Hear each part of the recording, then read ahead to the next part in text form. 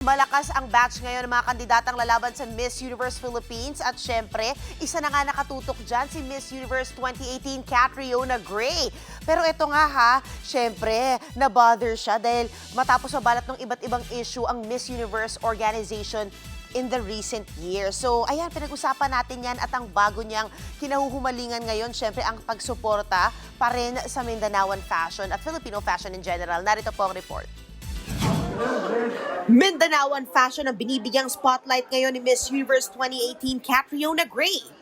Kabilang nga riyan, itong pieces na adorned with textiles, likha ng Mindanaoan designer na si Nino Franco na available online.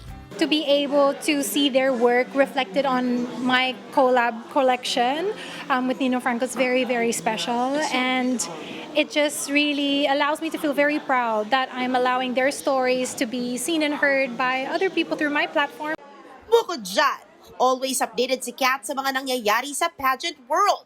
Nang hinayang nga siya dahil sa mga past issues ng Miss Universe, lalo't alam niya gaano kahirap ang mag-compete.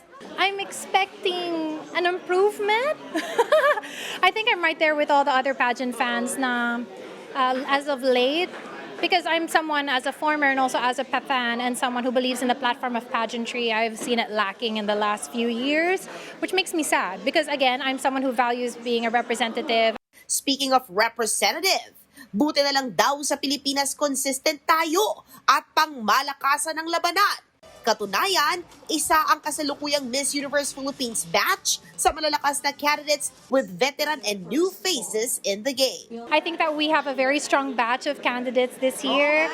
So I feel like whoever is the eventual winners and owners of the crowns, that the Philippines will be in good hands. Abangan ang exclusive rehearsal visits sa News 5 at on-ground activities with the girls at panoorin ng Miss Universe Philippines sa May 2 dito sa 1PH.